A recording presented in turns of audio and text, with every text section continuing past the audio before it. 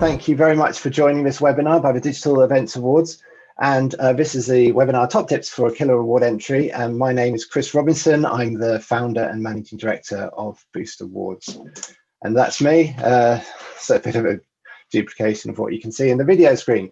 But yes, I'm also the co-founder of a body called the Independent Awards Standards Council, which is a body that has been set up by loads of interested parties to try and raise standards in the awards industry and to make sure that they're transparent and ethical. And so a little bit more about me. Back in 2006, I set up a company called Boost Awards. It was just me freelancing at the time, and now there's 23 of us, mostly on payroll. And we are still the first. No one's ever successfully challenged that statement to be the first award entry consultancy in the world.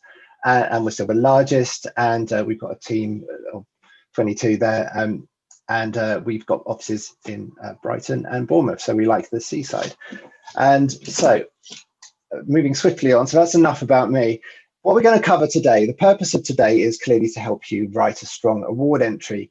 There is a profound difference between deserving an award and winning an award. And what stands between those two facts is a strong written entry. This award entry is purely written entry only. There are a lot of awards out there which have a second stage. It could be a telephone Q&A, or when you're not in a pandemic, a face-to-face presentation to judges. They still go ahead in a virtual way, and there are plenty of awards out there like that. This, however, is purely written entry. So this submission is everything for you in this award submission, in the awards process. So this session is going to help you maximize your chances of getting a gong through that written entry.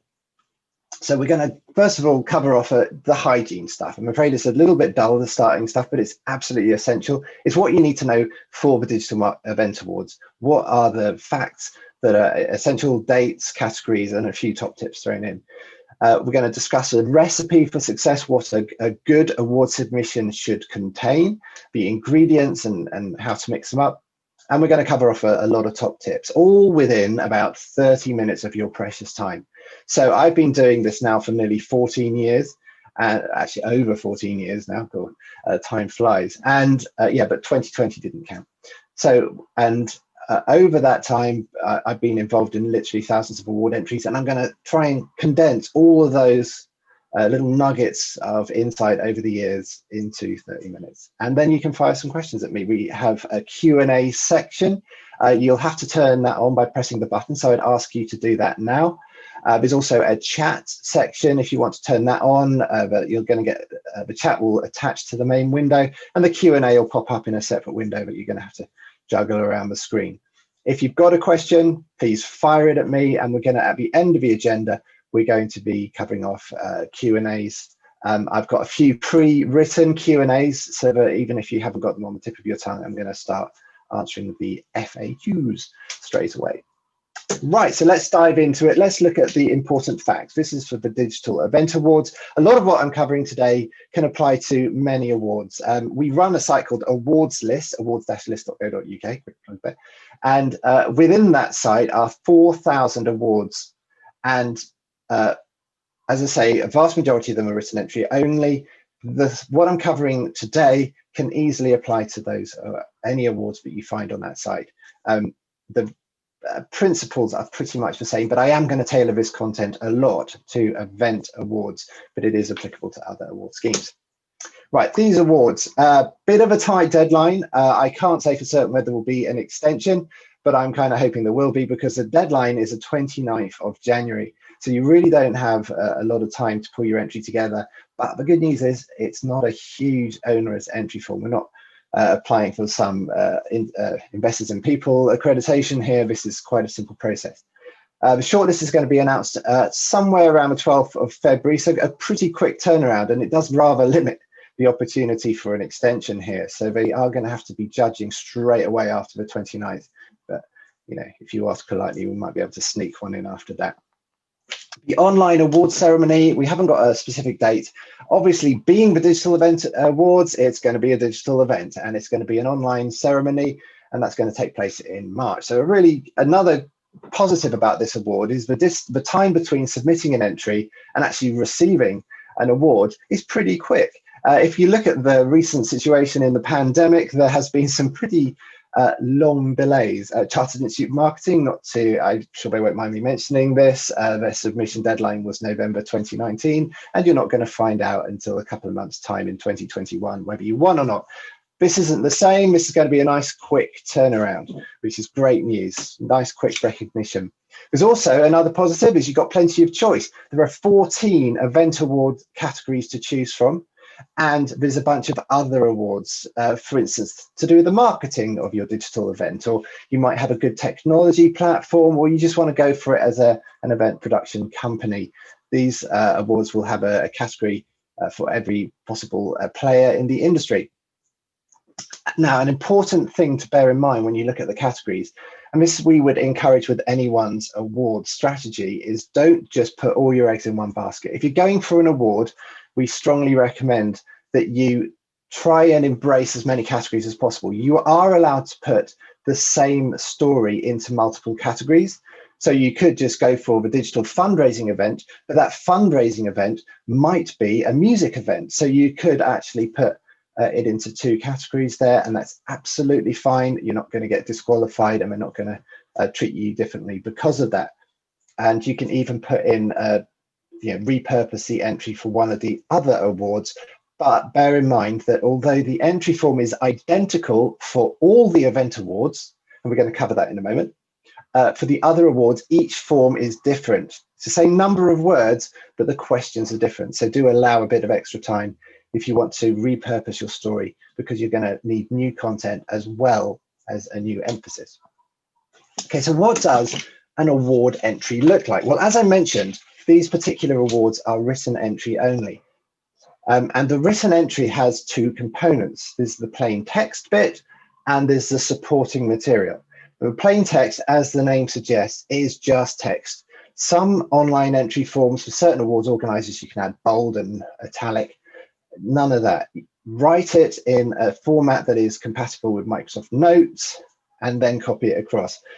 You can write it in Word, and some Word formatting means it looks great in Word and you copy it across and it looks rubbish. Also bear in mind that a bullet point will probably count as a word. So, but Microsoft Word doesn't count it when you do the word count. So you're going to have 3 or 4 boxes of plain text, very explicit word counts for each box, 200 to 500 words, and the sum of all those boxes for each category coincidentally comes to exactly the same figure, 1,500 words, for irrespective of which category you go for. Now there's optional supporting documents. Now us at Boost, when you see the word optional, we read mandatory. If you've got an option to present more information to wow the judges, then seize it with both hands. So when it says optional supporting documents, you'd be mad not to seize the opportunity. And I'm going to give you an example of what a good supporting document should look like in a moment. But it's 2 separate ones. One should be very much emphasizing the visuals of the event, screen grabs, maybe even pick photos of your studio is allowed. And another one is for other key information and stats. And make it sound like it's visual, and it should be mostly visuals, graphs, photographs, diagrams, that sort of thing. And we'll touch on that later. So that's it. It's not a hugely onerous process. So don't be put off too much by the 29th of January deadline. You should be able to turn this around quite quickly. But there are certain things you should do first and certain things you can wait till later. And that's what we're going to cover off next shortly. So let's look at your recipe. What are the things that a good award entry has? It's just 3 things, okay? It's just 3 vital ingredients. And so let's look here at 2 possible scenarios. If you're all in a room, I'd ask you to put your hands up here. So who has an okay story? Who has an amazing story? Now, what tends to happen there is that most people would either sort of veer between the 2. They say, yeah, it's a good enough story to enter, but they don't necessarily think it's a slam dunk winner. They think it's great, so it might be okay or amazing. There isn't a column for complete rubbish, because no one in their right mind would enter a rubbish story. It's either a good, solid story or it's an amazing story. But this is where it's interesting. It's fairly obvious that an amazing story that is well written and, notice the and here, and well presented and well evidenced is a serious contender, of course. And it's fairly obvious that an okay story that, and notice the or here, it is badly written or badly presented or badly evidenced is a no-hoper. And that's immediately a key thing to pick up on. You have to have all three to be a serious contender. You have one ball dropped and you're a no-hoper. And this is where it becomes interesting, is because you can take an average story, and if it's well written, well presented, and well evidenced, you know, you're a contender. And I've seen plenty of stories that I've thought were pretty dry, maybe not particularly wow, but it's written and presented and evidenced in a wow way, and it picks up the gong. We see it time and time again, and that's kind of our job.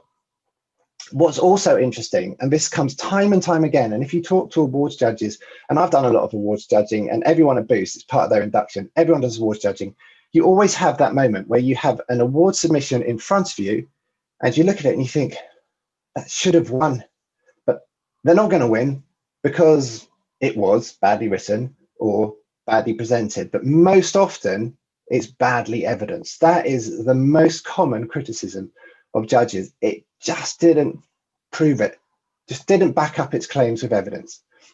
In this session, despite this short time frame of about half an hour, we're going to cover off top tips in all three areas, because I'd like you to make sure that you don't drop one of those balls, and everyone on this webinar is in the top row. You're either a contender or you're a serious contender. Right, let's do some tips and tricks. But before we do, I'd like to ask a quick poll, if I may, and that's a cue for Keely. Hello, Keely. Can you, we're going to pop a little poll on the screen to see who has done award submissions in the past. Before I start teaching you to suck eggs, I'm really interested to know the balance of people who actually connected, and have you personally written an award submission before? I'm mostly interested in event awards, but you know, anything compatible with these awards. Have you personally written them? If you could just tick yes or no, and I'll get a sense of the level of experience amongst us, and you can see so as well. So if we could do that quickly. Right, and can we quickly see the results? Sorry if you didn't have a chance to vote. Right, okay. Almost all of you have written award entries in the past. So my emphasis is going to be on taking you from experience, but obviously you're dialing in here because you want to write a killer entry, hence the name, as opposed to a normal entry. So we're going to cover off the things that will make your entry from good to outstanding. Right, so let's have a look at the writing tips first. So writing, presenting, and evidence. Let's cover the writing tips first. So firstly, with writing, it's the same as writing an exam or a tender. It's about the marking scheme.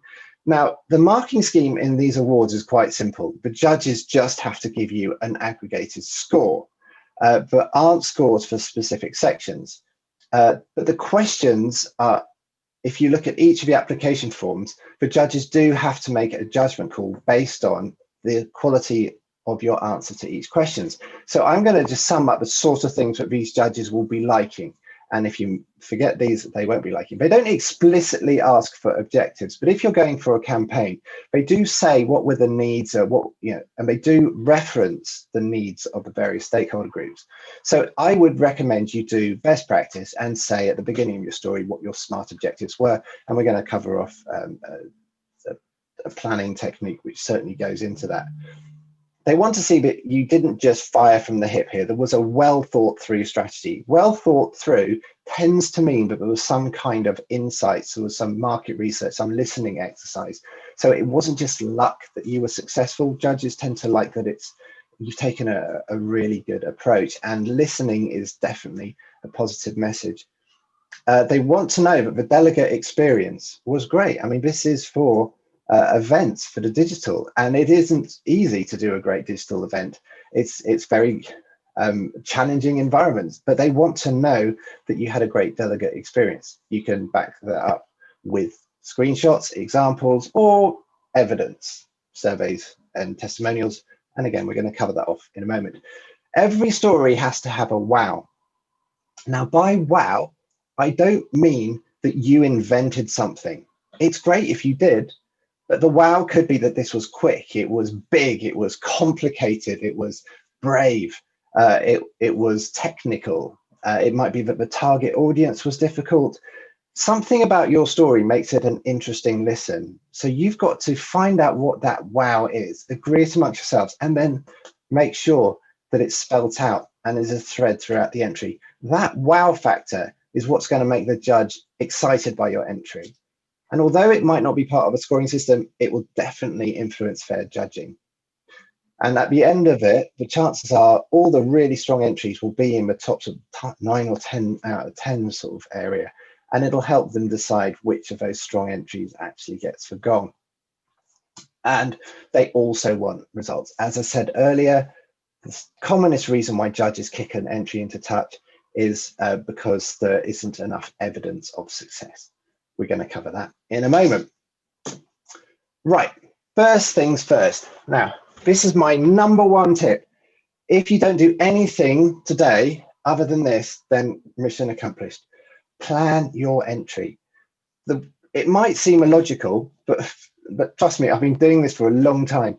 The worst thing to do with an award application is start at question 1 and work your way through to questions 3 or 4. You know, each entry has either 3 or 4 questions.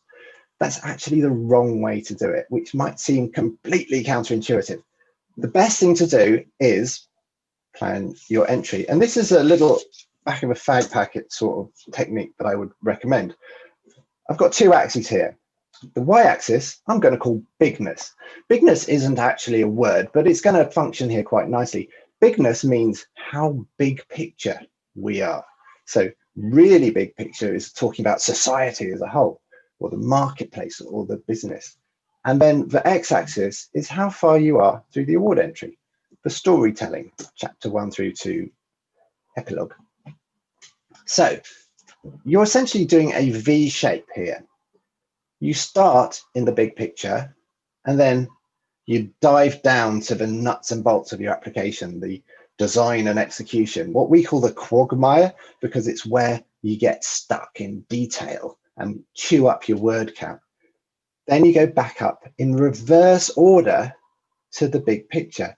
Your entry should start and finish with the big picture. Now, the commonest mistake that people do is they don't start or finish or even visit the big picture.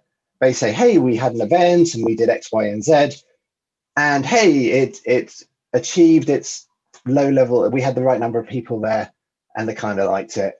And here's a couple of testimonials. It's very, very low level. It's all about the execution of event. But what they want, the judges want, is for you to have some objective or some bigger picture. The initiative had objectives set by the sponsors. It could be that they were literally sponsors or internal sponsors, like it was a business unit. It could be an HR event.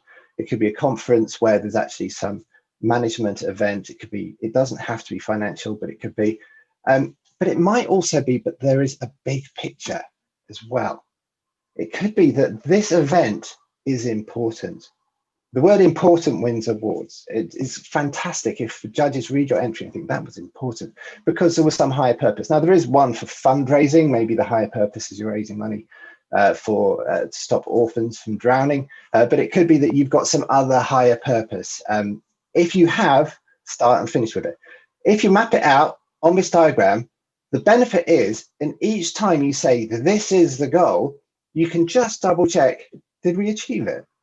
And you start at the top and work your way down. You tell the story from left to right, but you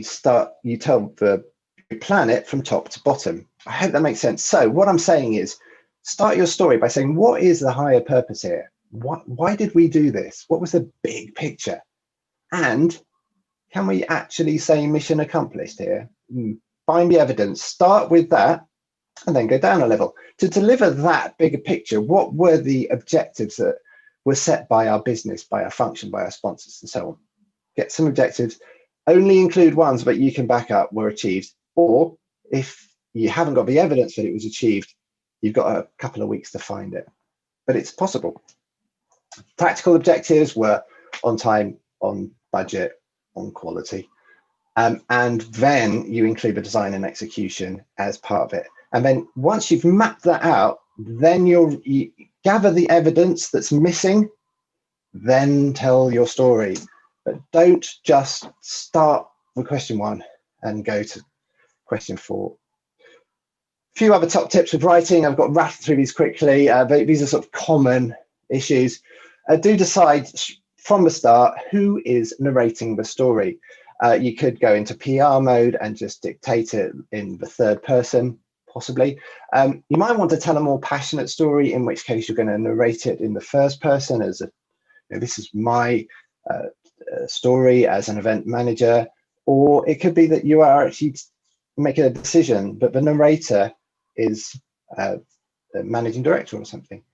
Make that decision and write appropriately. There's no right or wrong answer, but just be consistent and make an informed choice. Plan your headings. Don't just start writing it. You've planned your entry in terms of a V. Now translate that into headings, and the headings need to do 2 things. They need to say, yes, I am answering your entire question, and I'm doing so in a way that tells a story. So if there's a story that you want to tell and there's the questions that they're asking, your headings should make sure that you marry those 2 things up. Now you can tell your story. You've done the planning. And I would recommend turn off the phone, sit down and write the narrative. Don't worry about the nitty gritty nuts and bolts and bullet points. The narrative top to bottom in one hit, if you can. Or you interview someone and they do it, or they just dictate it. The ability to tell the story from top to bottom is extremely good. It will add a lot of passion and consistency to the storytelling. And 1,500 words might not seem enough, but you need to get a nice balance of that narrative as well as the bullet points. Okay, narrative, as I say, spoken English, and it's absolutely fine to literally dictate it and transcribe it. And if you've got to cut out the words, if something's ordinary, it's just normal practice, then script that out. Focus on the extraordinary. Another top tip is don't just write an entry by copying and pasting out of multiple documents, and get someone else to read it. If you want to be absolutely brutal, you get them to read it out loud back at you. Okay, right, so we're going to have to motor now, but the writing is the tricky one, so I've covered off most of the points. Now, presentation.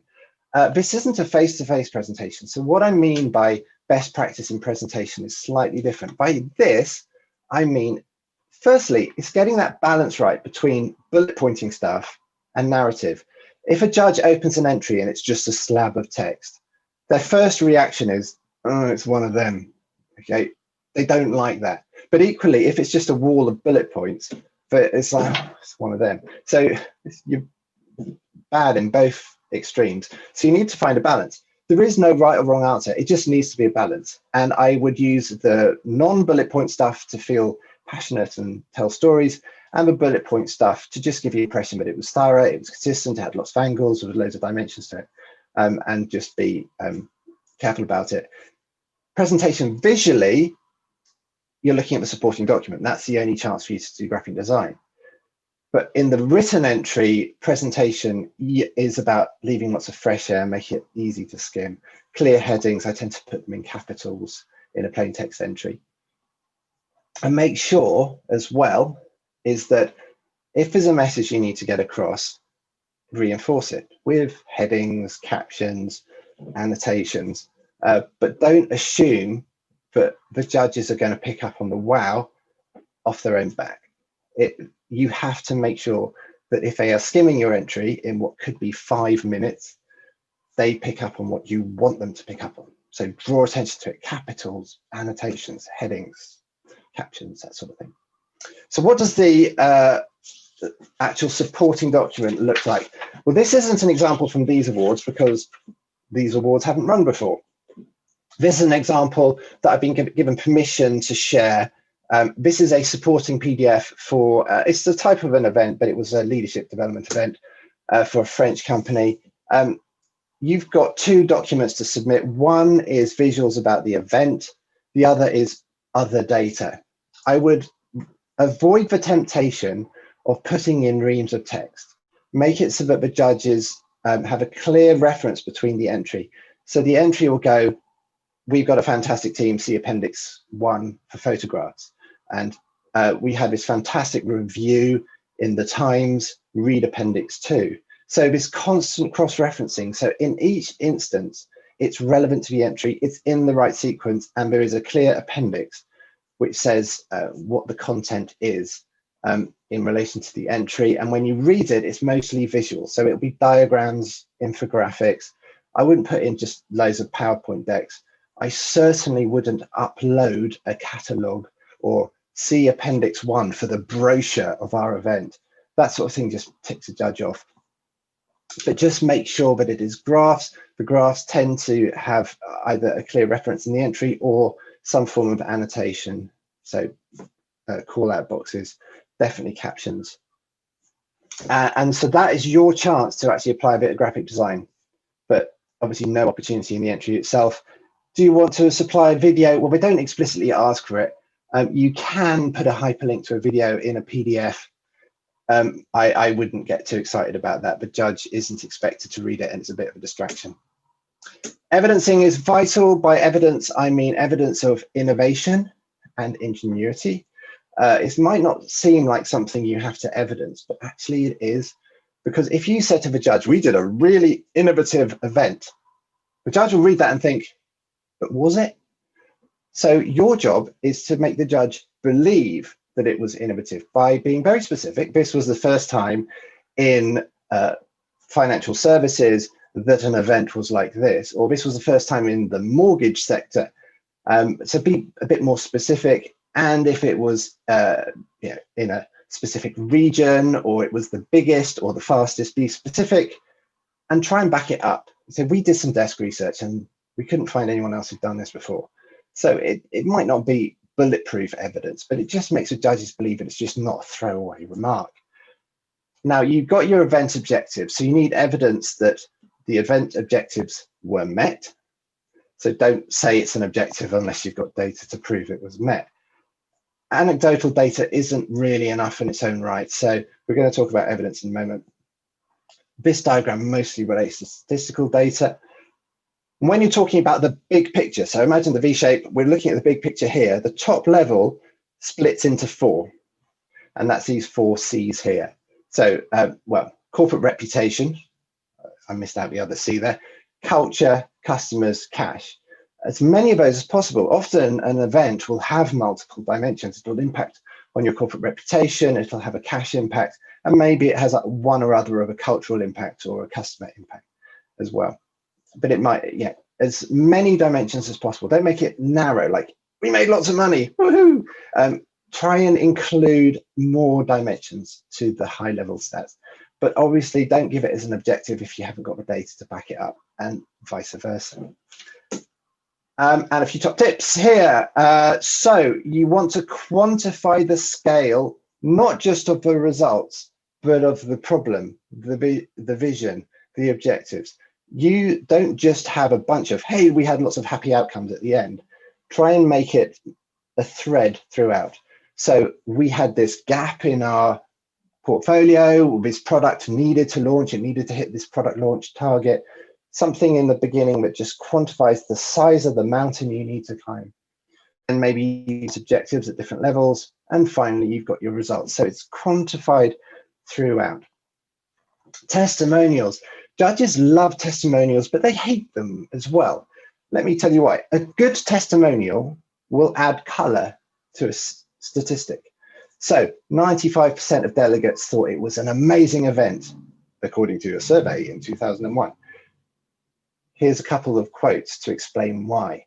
It adds color, but it is also hated if the judge is asked to make a decision on testimonials alone. Anyone can fudge a couple of testimonials. If you want a good testimonial, you'll give a source, it'll be from a survey or spontaneous email. But if it looks like a fudged PR agency testimonial, then that's not going to wash.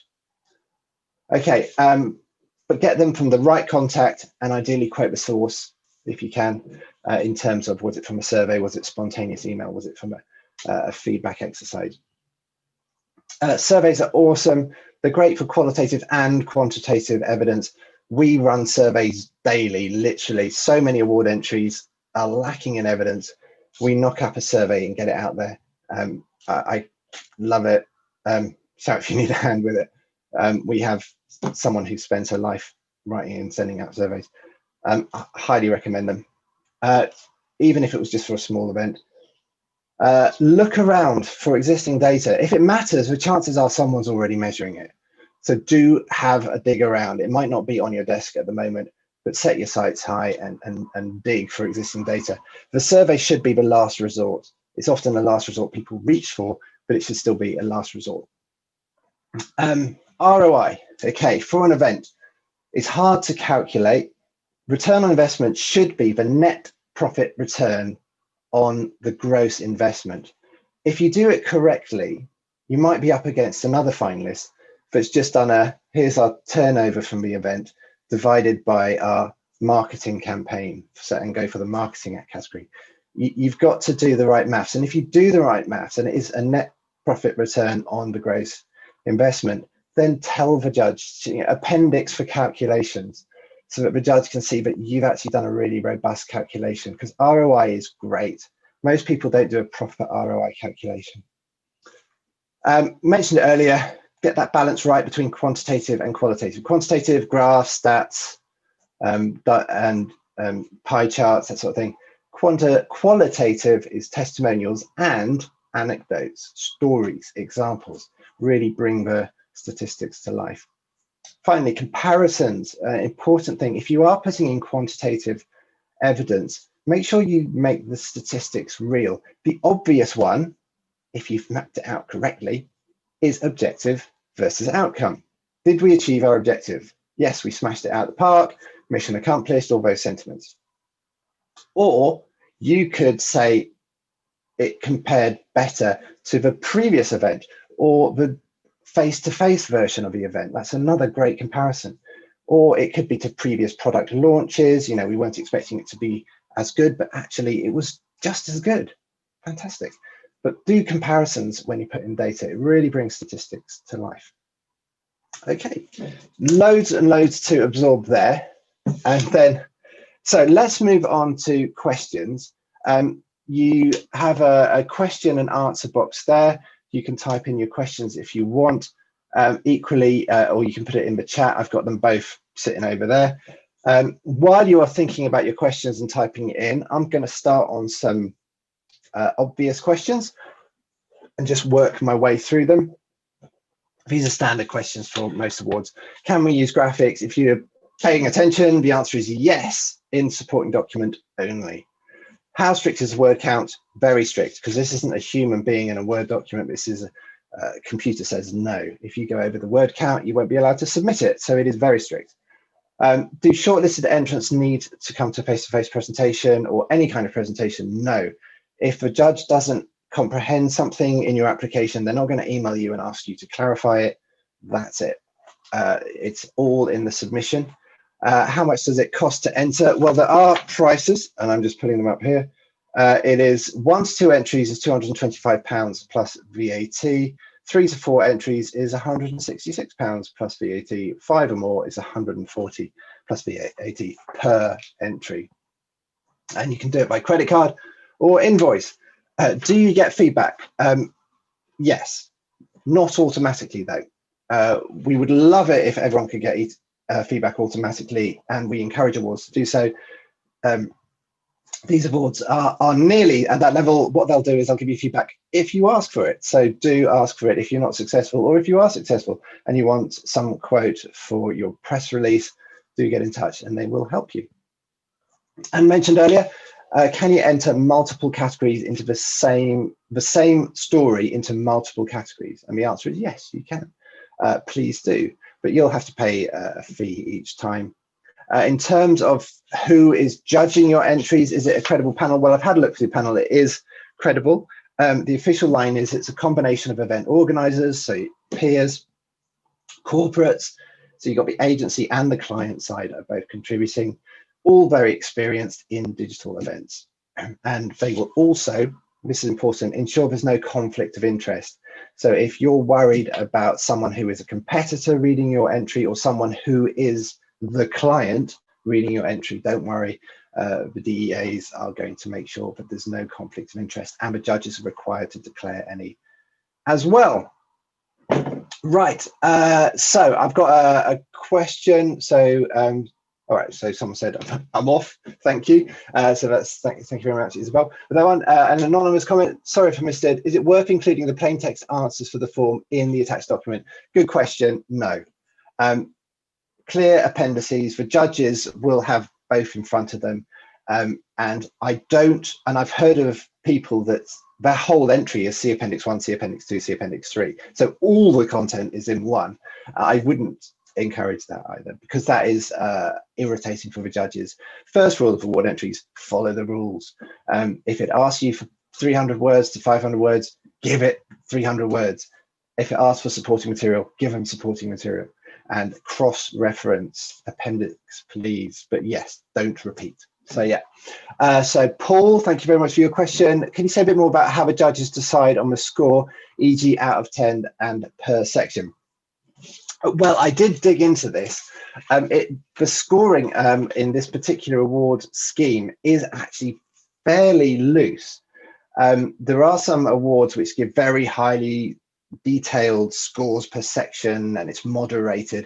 The DEAs, what they do is they've got a really professional panel of judges, and so from my understanding is it is largely given to them to use their discretion. So in some ways it makes it easier.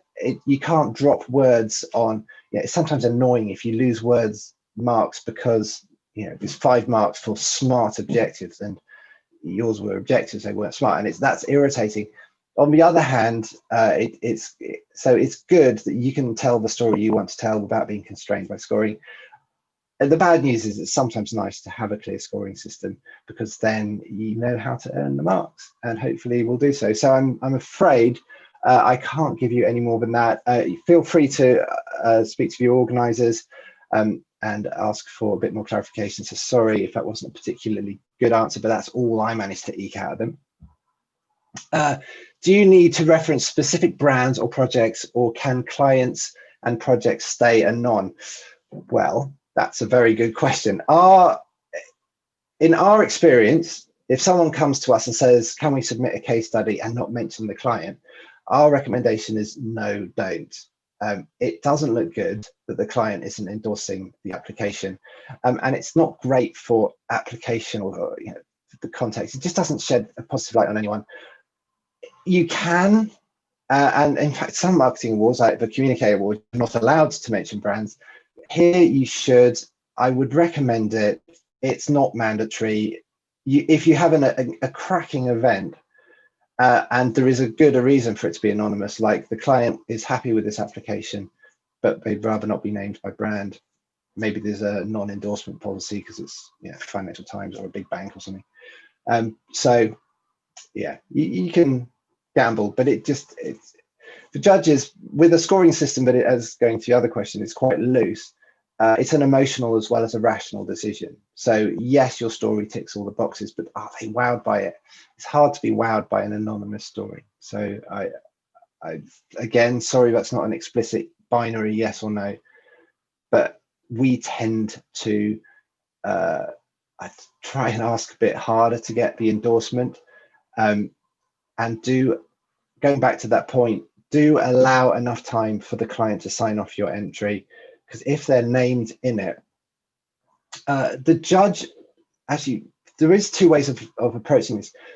If you don't want to name them in the application, so that it is you are entering yourself, and the client is in the body of the application, but just not named as an entrant, then that's okay. A few clients, I've seen that happen a few times, and it's not the end of the world. The judges are under a non-disclosure agreement. So what you present to the judges won't go beyond the organisers and the judges. So it is possible that you can go to the client and say, I won't name you in anything that's public domain, but can I name you in the actual application? And that's a much better way to do it. Another tactic is to actually, you get the confidentiality details from the awards organisers, and here they are confidential, but you can get it in writing. And you can say to them, this is the situation. Nothing goes in the public domain in the body of the entry. And to back it up, you can put in a statement in each box which says strictly confidential, judge's eyes only, and put that in each box. And that might reassure them and let them actually get them to let you name check them in the body of the application. And also another top tip is, if you're getting a sensitive client to support a story, I would send them a brief summary of a story we're entering. This is a story, this is the emphasis, and these are stats we're going to use. Is that okay? And get them to endorse a little elevator pitch before you spend the time writing the full entry.